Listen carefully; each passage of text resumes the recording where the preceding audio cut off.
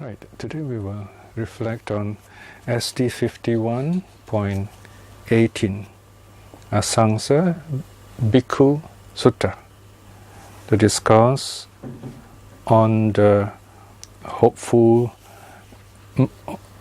monks or the hopeful end monks. Here, Asangsa is just one of the keywords. There are actually three keywords, so we can translate it as the hopeful end monks, or simply hopeful monks.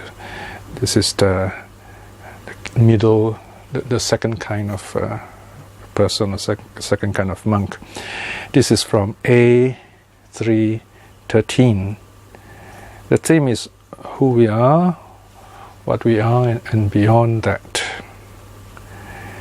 So here, this sutta is from the book of three. So here the Buddha is talking about three kinds of people and three kinds of monks. And as always, whenever you see the Buddha talking about using the word monks, unless it is so specifically about the Vinaya, when the Buddha addresses the monks or talk about monks, you can still practice these teachings as lay people, or you can adapt all these teachings for lay people. Sometimes, even though the teaching is specifically for the laity, the Buddha addresses the monks. It's teaching the monks about those things.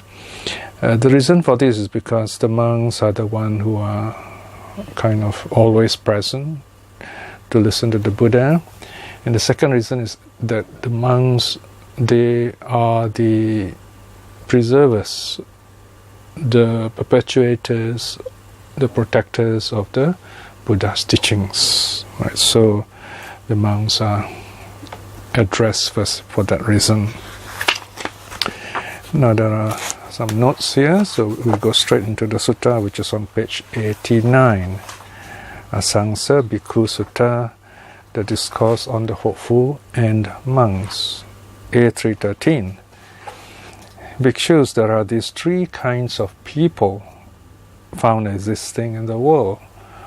What are the three? So here again we have this very familiar mirror sutta. The first half, the Buddha talks about something familiar, something we all know about. In this case, it's about three kinds of people in the world. And then in the second part, the closing part, the Buddha would talk about something deeper, something higher, and in this case about practitioners. So the Buddha says there are three kinds of people in the world. What are the three? The hopeless, or the one without hope. This is called niraso. Then the hopeful, asangso. And then the hope-free, vikataso. Now the key word here is aso or asa. Asa, it's the stem word. The stem word means the word which is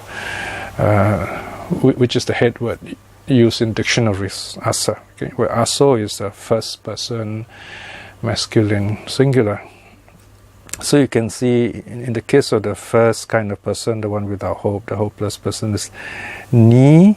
Ni means without or away, plus aso plus asa. So since there are two vowels there, the E vowel and the R vowel, so there is what's called an insert. They put an R there, so you can pronounce it as a nice flow following the Sandhi rule. It's called the euphonic combination. In other words, there are rules in Pali about how to pronounce in such a way that the words will flow. So niraso. And the hopeful, you see the asa is right in front, and then you have this so at the end, plus what's called the nasal, asangso. Okay? And then the hope-free, vigata. So here vigata is a kind of adjective actually. It means gone away, without, having nothing to do with hope. So in that sense, hope-free. Okay? So you have three kinds of people. And then the Buddha goes on to define them. And what bhikshus is a person who is hopeless. Here, bhikshus, a certain person is one reborn in a low family, a family of outcasts, or chandalas as they are called, of bamboo workers, or of hunters, or of cart makers, or of scavengers. All right, so these are the classes in the Buddha's time were regarded as outcasts, poor with little food and drink, who lives in difficulty where food and clothing are difficult to get, and he is of poor complexion, swarthy, ugly, deformed, dwarfish, of much illness, purblind, deformed in either arm or both, lame in either or both legs, or paralyzed, quadriplegic. He receives neither food, drink, clothing, nor transport, neither garlands, scents, nor unguents, neither bedding, dwellings, nor lights. So this is a case where you have someone very unfortunate and kind of stuck in that kind of level of society. In another sutta, the Buddha talks of such people as going from darkness to darkness. Here it's just they're born in darkness. Going to darkness means they're born in unfortunate states, but they go on committing bad karma. But here the bad karma is not mentioned. It's just that these people, they're hopeless, not in the sense that they are poor and so on, but rather it's because they do not have this vision. They do not exert themselves, as mentioned in the next part.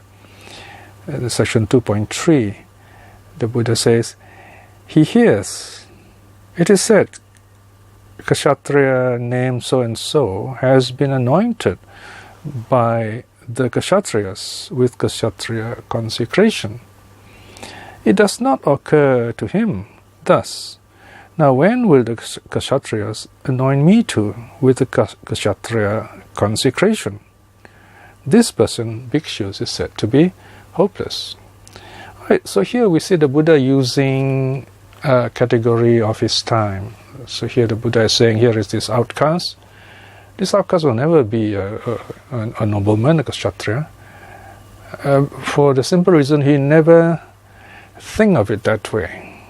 He never have this vision, this dream. So he's stuck where he is. So here the Buddha is saying, okay, he hears somebody, a nobleman being given the kind of a ceremony usually done when they are adolescent, kind of like a confirmation that they belong to the noble family. But it doesn't make him think, say, why can I be like that? I want to be like that too. In other words, what the Buddha is saying is possible. I mean, if you work hard, you save your money, and you act nobly, you can become that kind of person. But he doesn't think that way. So in that sense, this person is hopeless. So we're not born hopeless. It's when we do not have that vision, we do not have that dream, we do not act on it, that is hopeless. So this is the first kind of person. Now there's a second kind of person, and what bhikshus is a person who is hopeful. Asangso. Here bhikshus, there is a head anointed kshatriya, Raja's eldest son, who is worthy of being anointed. So here we have what is called this like heir apparent, in other words, of the king eldest son, the crown prince, but not yet anointed, and has reached the age of discretion. In other words, he has already matured. He can be made a prince or even the king.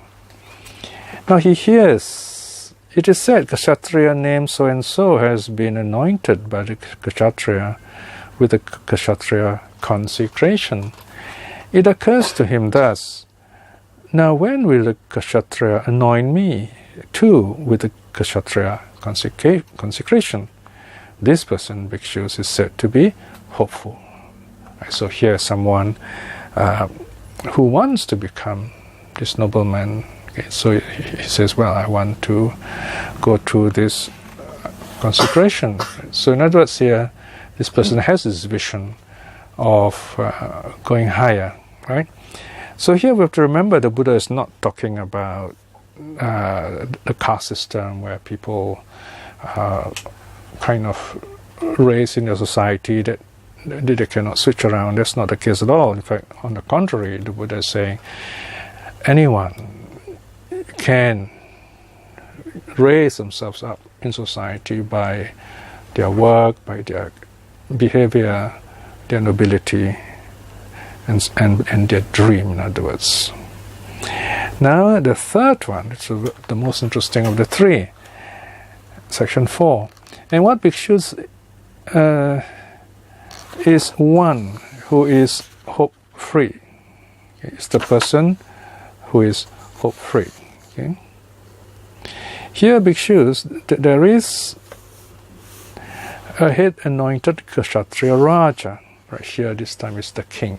Okay? Kshatriya Raja, a noble king.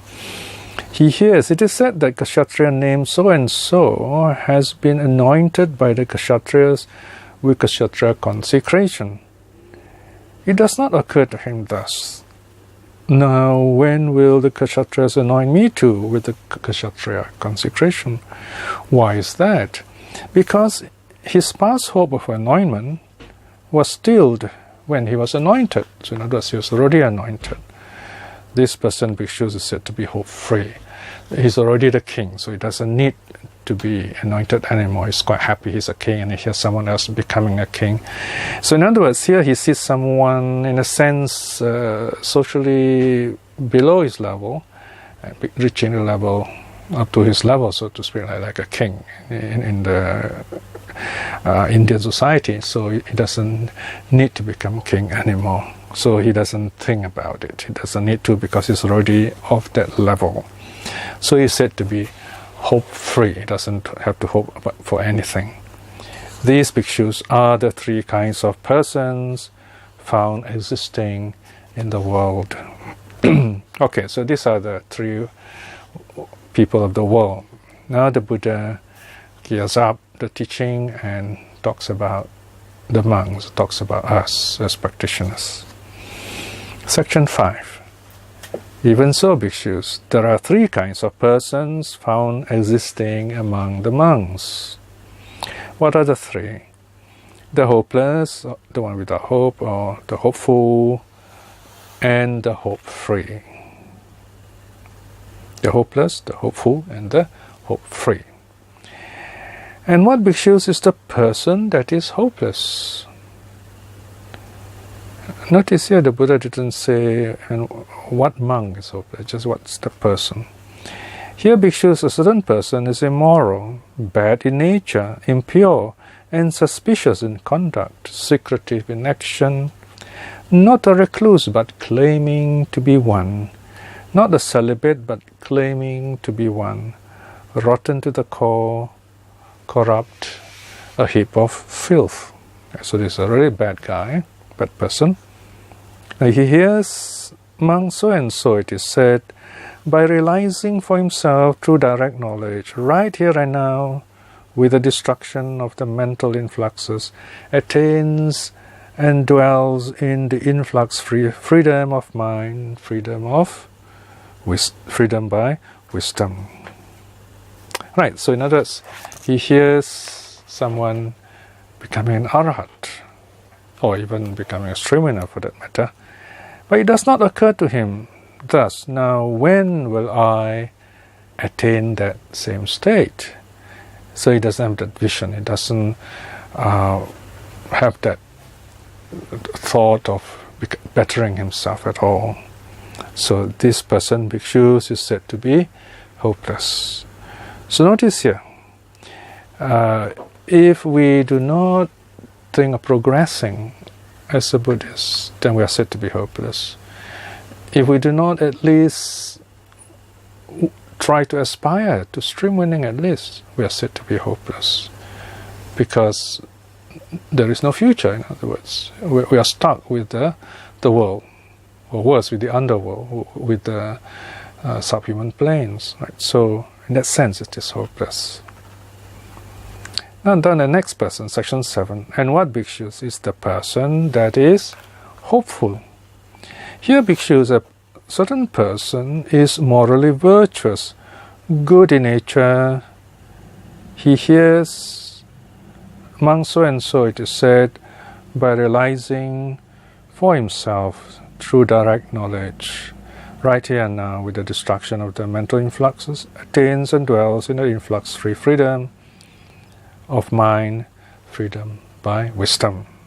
Here this person becomes an arahat, or attains stream winning, or any of the other stages. It occurs to him thus, now, when will I too, by realizing for myself all those qualities, attain that same level? So in other words, it says, let me aspire to attain that kind of level too, that level of awakening too. Now, if you have that kind of thought, then you are said to be hopeful. Right? So this is a second kind of person. Now, the third kind of person, and what bhikshus is the person that is hope-free. Here, bhikshus, a certain person is an arahat, whose mental influxes are destroyed. He hears monk so and so has become an arahat. Okay, I'm just shortening all the long words here. So, but it does not occur to him, I need to become an arahat myself, because he's already an arahat. Right? So he might say, just is happy, just smiles. Right? So he doesn't need to wish for it because it's already one. Why is that? Because his past hope of freedom is still when he was freed. This person, bhikshus, is said to be hope-free. So the hope-free person is the arahat, the Buddha, the one who is enlightened, awakened. Right? So there you are, we have, the Buddha said, these bhikshus are the three kinds of persons found existing among monks. So, of course, for laypersons too, we can speak in terms of the three kinds of persons. Those are hopeless, those who never see themselves as able to progress. Right? They're able to progress, but they are not willing to progress, so that's it, to be hopeless. And those are hopeful, those who aspire to go further. They say, yes, I want to do this, I want to aspire. Right? Why do people not have that kind of hope or vision? It's because, number one, they have wrong views. They are following wrong teachers, wrong teachings. Number two, they still have cravings. They have lots of defilements. They are kind of caught up with old ways. They think that by just aspiring to be a streamer, they're going to lose this and lose that. In a sense, their mind is blocked. They just do not want to think or unable to think beyond that wall. In that sense, we say Mara is blinding them. It's kind of preventing them from seeing further. So that is why one of the very important duties of a teacher is to keep on reminding people that they can and they should aspire to stream winning in this life itself. That's the most meaningful thing to do for a practicing Buddhist, is to be hopeful, right? And then finally, when you have attained the higher state, that of arahat, then you are hope-free. You don't have to think anything anymore. So as long as you're not, so that there are two things to do now. Number one, we are not yet on the path, so we need to aspire to reach the path. Now, when you reach the path, the first thing that you become will be a stream winner, and then you go on to become a once returner, a non-returner, and finally the arahat. So only the arahat is kind of hope-free. He doesn't have any more, nothing further to go. This is what the Buddha has taught us. So these are the three kinds of people, right? So do reflect on this sutta and see for yourself. Aspire to at least stream winning in this life itself. Okay, let us now close with a short reflection. Here again is one more message from the Buddha to remind us that all we need to do once we understand a little bit of the Buddha's teaching is to understand that there is impermanence everywhere and to reflect on this impermanence.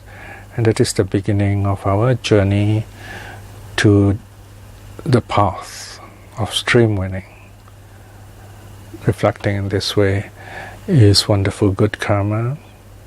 By the power of such karma, by the power of the three jewels, may we be blessed with health and strength, wisdom and courage to aspire to attain at least stream winning in this life itself. And by the same token, by the power of the three jewels too, may our loved ones be well and happy. May they too see the true Dhamma in this life itself. And by the power of the three jewels too, may those who are lost and teaching the wrong things, who have difficulties to understand the Dhamma, may they see the true Dhamma in this life itself. May all beings be well and happy. Sadhu, sadhu, sadhu.